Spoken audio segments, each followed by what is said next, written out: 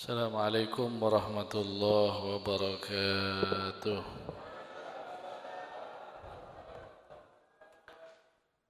بسم الله الحمد لله والصلاة والسلام على رسول الله سيدنا محمد ابن عبد الله وعلى آله وصحبه ومن والاه ولا حول ولا قوة إلا بالله. رب اشرح لي صدري ويسر لي أمري واحلل عقدة من لساني يفقه قولي وسدد لساني واهد قلبي بحق سيدنا محمد.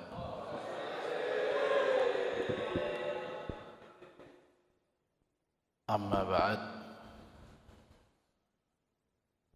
alhamdulillah, di malam hari ini kita bisa berkumpul bersama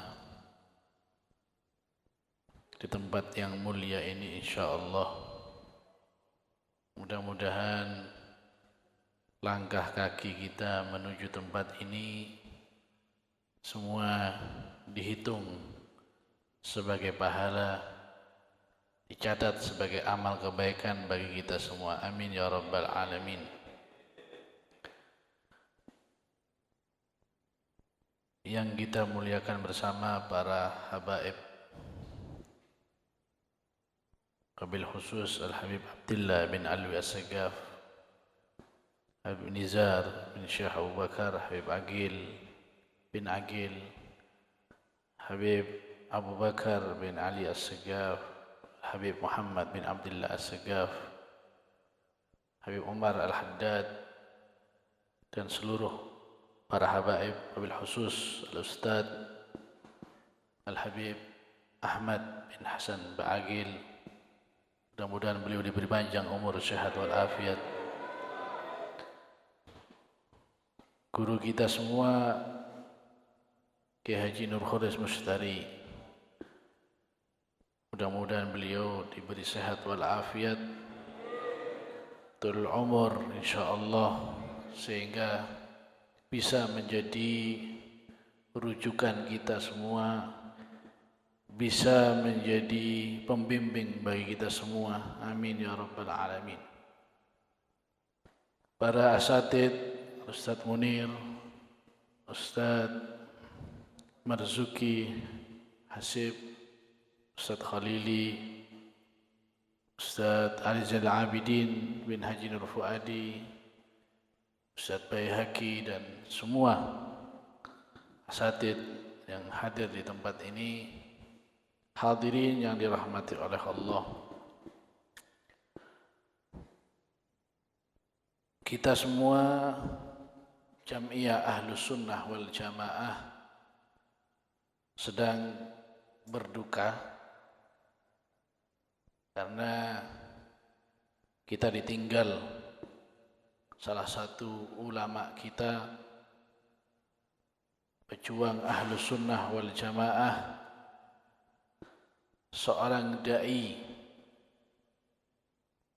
yang menghabiskan umurnya untuk memperjuangkan Ahlus Sunnah wal Jamaah, dan beliau tidak pernah takut dalam menyampaikan kebenaran, yaitu Al-Ustadz Al-Habib Tahir bin Abdullah Al-Kaf rahimahullah rahmat al-abrar wa askanahu darul qarar.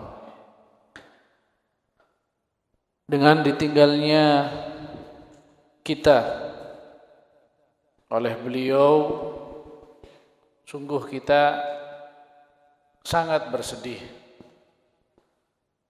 karena ada 3 kemuliaan dalam diri beliau. Pertama, beliau adalah salah satu ulama, orang yang berilmu. Man lam yahzan bimautil alim fahuwa munafik. Siapa orang yang enggak sedih dengan wafatnya orang alim, ulama, maka dia seorang munafik. Jangankan manusia, Bahkan disebut dalam beberapa tafsir, bumi pun menangisi wafatnya ulama. 40 hari bumi menangis dengan ditinggalnya kita oleh para ulama. Beliau adalah salah satu seorang ulama. Wafatnya orang alim itu adalah satu lubang, satu kekosongan dalam agama yang tidak mungkin bisa ditutup kecuali oleh pengganti yang sesuai. Bahkan dalam salah satu tafsir disebut Allah berfirman, Allah akan terus mengurangi luas bumi ini. Nah, sebagian mufassirin mengatakan Allah mengurangi luas bumi ini bukan tanahnya semakin berkurang, tapi dengan wafatnya ulama semakin terasa sempit bumi ini. Dengan wafatnya ulama-ulama yang soleh, kita hidup semakin terhimpit, semakin sedih, semakin sulit segalanya, semakin susah. Maka kita sungguh-sungguh sangat bersedih. Itu pertama karena beliau seorang ulama. Kedua karena beliau adalah salah satu orang yang berani beramar ma'ruf nahi mungkar di saat banyak orang yang takut untuk amar ma'ruf nahi mungkar. Nanti diramalkan di akhir zaman itu, disebut di akhir zaman itu,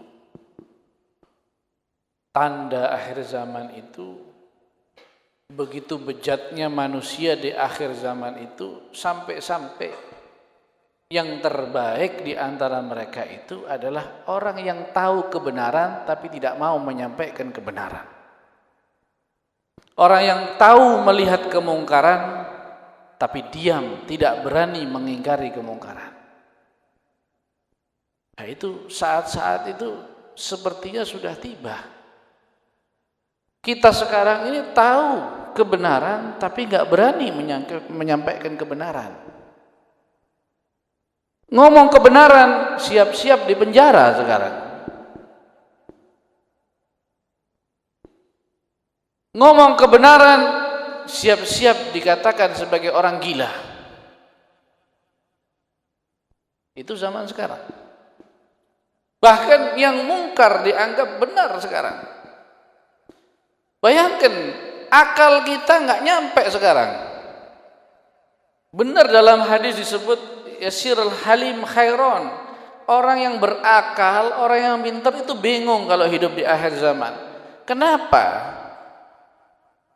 Yang jelas-jelas ulama dipojokkan, dianggap salah, sedangkan yang jelas-jelas orang fasik dibela mati-matian. Naudzubillah min dzalik. Ini zaman apa ini?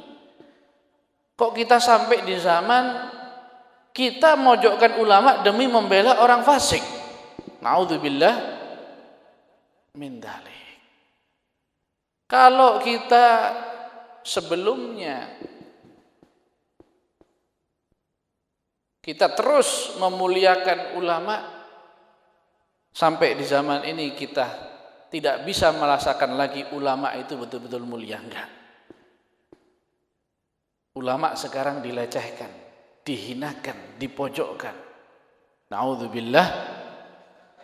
Bahkan nanti disebut dalam kitab ini, kitab Al-Isya'ah li Asratis Sya'ah, disebut dalam kitab ini, bahkan nanti para ulama akan dibunuh sebagaimana orang membunuh anjing-anjing. Dibunuh ulama seperti membunuh anjing. Enggak ada harganya lagi, enggak ada nilainya lagi ulama. Naudzubillah min dzalik. Oleh karena itu kita penting di zaman seperti ini kita memperkuat iman kita, dan satu, bergabunglah dengan komunitas yang mempunyai pemikiran yang sama seperti kita. Alaika bi khuwaisati nafsik. Kumpullah dengan orang-orang yang sepemahaman dengan engkau.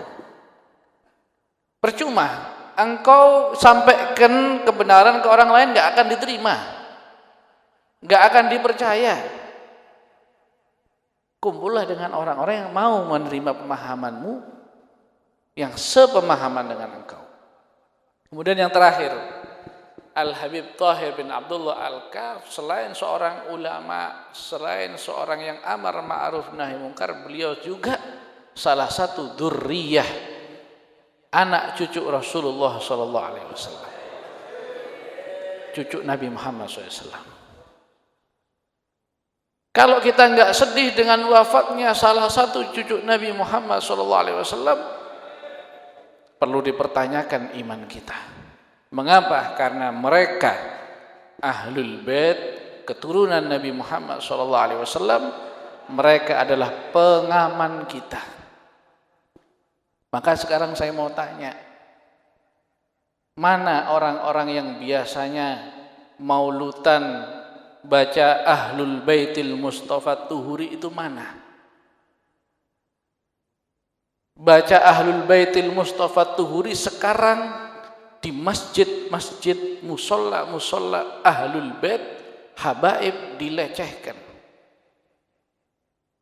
Ngakunya Ahlus Sunnah wal Jamaah, ngakunya Nahdlatul Ulama, tapi benci sama habaib. Apa ini yang diajarkan oleh Hadratus Syekh Hasyim Asy'ari? Apa ini yang diajarkan oleh Wali Songo? Apa ini yang diajarkan oleh Ahlus Sunnah wal Jamaah? Demi Allah tidak. Maaf. Sekarang kejadiannya seperti itu. Mana suara maulutan yang mengatakan hum amanul ardi faddakiri? Mereka itu Ahlul Bait adalah pengaman bumi. Mana mereka yang mengatakan Ahlul Bait pengaman bumi? Bahkan sekarang pengaman buminya diusir, pengaman buminya dipojokkan, dianggap bukan Islam, dianggap bukan aliran yang benar. Na'udzubillah min dzalik. Sekilas info saja, yang membawa Islam ke Indonesia tiada lain adalah anak cucu Rasulullah. Anda percaya atau tidak percaya? Fakta yang membuktikan, sejarah yang membuktikan. Siapa yang membawa Islam? Wali Songo. Siapa Wali Songo? Anak cucu Rasulullah SAW. Siapa mereka? Guru-guru para kiai di Indonesia. Kiai Khalil Bangkalan, Kiai Hamid Pasuruan. Siapa guru-guru mereka? Guru mereka Ahlul Bait Rasulillah, anak cucu Rasulullah SAW. Kiai Hasyim Asy'ari siapa? Gurunya siapa? Al-Habib Ahmad bin Hasan Al-Attas, Sayyid Ahmad bin Zain Dahlan, Sayyid Habaib. Nah sekarang kok aneh, ada orang-orang yang katanya ngakunya Ahlus Sunnah wal Jamaah, ngakunya Nahdlatul Ulama, tapi benci sama habaib, mojokkan para habaib. Na'udzubillah, nuduh habaib jalannya nggak benar, bukan Ahlus Sunnah, jangan diikuti. Loh, maulud yang kamu baca itu karangannya siapa kalau bukan karangannya habaib? Maulud Habsyi itu karangannya Habib Ali bin Muhammad Al-Habsyi. Maulud Diba karangannya Sayyid Ad-Dibai. Qasidah-qasidah yang kamu baca itu karangannya para sadah.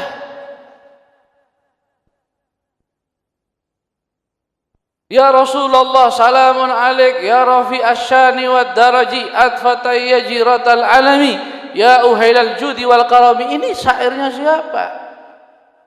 Ini syairnya Al-Habib Abdullah bin Ali Al-Haddad, Sahibir Ratib. Tahlil siapa yang bawa tahlil? Bukan karangan made in Indonesia, maaf saja. Ini yang bawa para habaib, khol yang bawa para habaib. Jadi kalau sekarang ada yang mengatakan habaib itu enggak benar, bukan daripada NU, keliru. Keliru. Jangan sampai sampean ini dikasih informasi yang memutarbalikkan fakta. Dulu zaman cucu Rasulullah SAW, Sayyidina Husain, cucu Nabi langsung ya. Sayyidina Husain putra daripada Fatimah, Fatimah putri Rasulullah, cucunya. Sayyidina Husain ini cucunya Nabi langsung, waktu itu dikatakan sebagai pemberontak. Siapa yang mengatakan Sayyidina Husain pemberontak? Orang Islam. Bahkan Sayyidina Husain waktu itu dipenggal kepalanya. Keluarganya ditangkap semua. Yang nangkap siapa? Orang Islam. Orang Islam yang nangkap. Kenapa orang Islam waktu itu nangkap cucunya Rasulullah? Mengapa umat Islam waktu itu menggal kepalanya Sayyidina Husain? Karena waktu itu orang-orang Islam dapat informasi, dapat isu bahwasanya Sayyidina Husain ini pemberontak, nggak ngikuti Al-Quran, nggak ngikuti hadis katanya. Bayangkan Sayyidina Husain dibilang nggak ngikuti Al-Quran dan hadis. Al-Quran ini turun di rumahnya Ahlul Bait. Quran ini turun di mana? Di rumahnya Ahlul Bait, fi baitin nubuwah. Lah kok dikatakan Ahlul Bait gak ngikuti Al-Quran? Ahlul Bait gak ngikuti sunnah Nabi. Loh, sunnahnya Nabi ini sunnahnya kakek mereka. Siapa yang lebih mengerti? Yang ada di rumah apa yang di luar rumah? Ini sunnahnya sunnah kakek mereka, kakeknya Ahlul Bait. Lah kok dikatakan nggak ngikuti sunnah? Sekarang juga begitu. Habaib yang ngajarkan ahlus sunnah wal jamaah, yang ngajarkan tahlil, yang ngajarkan maulud, sekarang justru habaibnya yang dikatakan nggak ngikuti Nahdlatul Ulama, nggak ngikuti ahlus sunnah wal jamaah. Dituduh akidahnya, ajarannya menyimpang, naudzubillah. Terakhir ini saya sampaikan satu hadis. Hari kiamat nanti Allah Subhanahu wa ta'ala akan mendatangkan 3 hal yang paling berharga. Yang pertama adalah Al-Quran, yang kedua adalah masjid, yang ketiga adalah anak cucu Rasulullah SAW. Di hari itu Al-Quran berkata kepada Allah, ya Allah, mereka membakar aku dan menyobek-nyobek aku. Maksudnya mereka tidak pernah mengamalkan isi daripada Al-Quran. Mereka menyanyiakan aku. Maksudnya umat Islam menyanyiakan aku, nggak pernah dibaca. Masjid juga mengatakan, ya Allah, mereka merobohkan aku dan mereka menyia-nyiakan aku. Artinya masjid megah, mewah, nggak pernah dipakai untuk sholat, nggak pernah dipakai untuk ngaji. Terakhir, Ahlul Bait, anak cucu Nabi, nanti berkata di hadapan Allah, ya Rabb, tarraduna. Ya Allah, mereka dulu di dunia ngusir kami. Wa qataluna, mereka dulu memerangi kami, membunuh kami. Ini tuntutan mereka Ahlul Bait di hadapan Allah Subhanahu wa ta'ala, minta kepada Allah keadilan bahwasanya hak-hak mereka tidak dipenuhi oleh umat-umat Islam. Mudah-mudahan kita tidak termasuk orang-orang yang tidak mencintai Ahlul Bait. Termasuk kita mudah-mudahan insyaallah orang-orang yang mencintai Ahlul Bait. Insyaallah kita dalam akidah yang benar, insyaallah Ahlus Sunnah wal Jamaah, cinta kepada Rasulullah SAW, cinta kepada para sahabat Nabi, cinta kepada Ahlul Bait Nabi, cinta kepada para kiai, cinta kepada para ulama, cinta kepada para aulia. InsyaAllah kita tetapkan dalam keadaan istiqamah sampai nanti kita membawa husnul khatimah. Amin ya rabbal alamin. Assalamualaikum warahmatullahi wabarakatuh.